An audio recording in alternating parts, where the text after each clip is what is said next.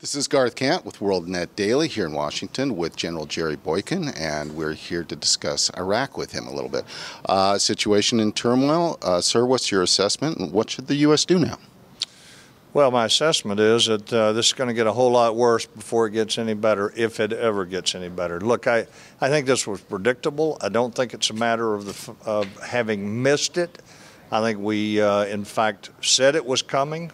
Many of us who have been making commentary on this for a period of time have been saying that there was going to be sectarian violence, that in fact al-Maliki has so isolated the Sunni population there that they were going to respond. And I think it's important for us to understand that there are no good options now that this has begun. I don't think they're going to take Baghdad right away, but I think they're going to get right up to the outskirts of Baghdad, and this is a bloodlust. And I don't think there's any good options as to how to deal with it. No good options. Should the U.S. accept help from Iran or encourage it? No. That is the one thing we should not do. Remember, the Iranians have killed untold numbers of Americans with their improved explosives that they've provided to the insurgents there. Remember that they have been supporting al-Maliki and Sadr and the Sadr army, and they have been on very much on the opposite side here. So the last thing we should be doing is dealing with the Iranians. Now, what should we be doing? We should be dealing with the Turks. We should be dealing with the Saudis. We should be dealing with the other Gulf states and have them start putting great pressure on the Sunnis to back off. But, you know, the idea that we would go and partner with the Iranians to support a guy like al-Maliki, who is corrupt himself and who is clearly isolating the Sunni population there, I think is just ill-conceived. So is this a policy failure beforehand on the part of the United States, including not concluding a status of forces agreement and leaving troops behind? Yeah, right. That's a very important issue.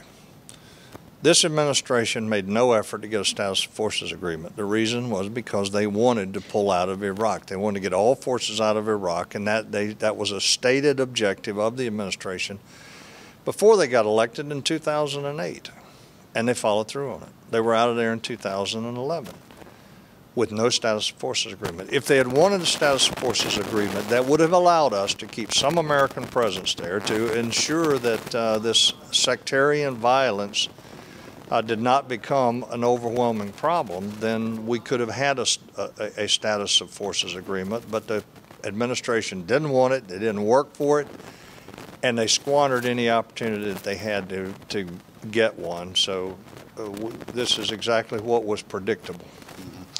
Tony Blair recently wrote a piece defending the initial decision to invade Iraq. He said it would have been a whole lot worse had we never gone in and taken out Saddam. Do you think that's true? Well, first of all, I think that was significant that Tony Blair wrote that article. Secondly, I'll be very honest with you, I was skeptical of going in when we did.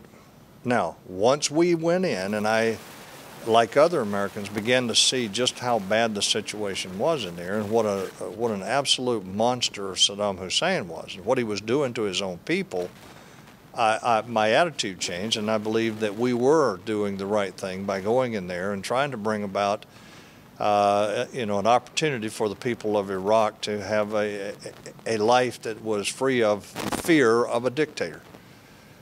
That said, we made some serious mistakes. When you start writing a constitution that starts with the Islamic Republic of Iraq, Afghanistan, it means that you don't understand that is not going to be a democracy.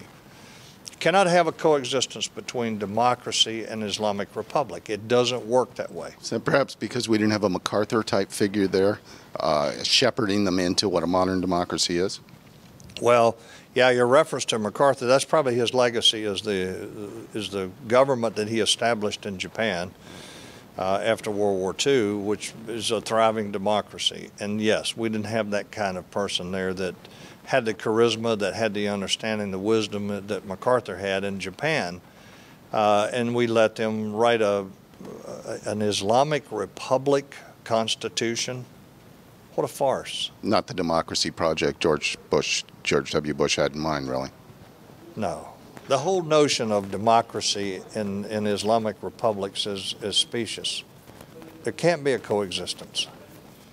Do you think, in retrospect, then, trying to bring democracy to the Middle East was a mistake? Yes, I do. I do, unless you are absolutely confident that you can move them away from the notion of Sharia. They've got to be willing to say that they will reject Sharia, which is fundamental to certainly to the Islamic theology, especially the extremist theology. Sharia is the law of the land.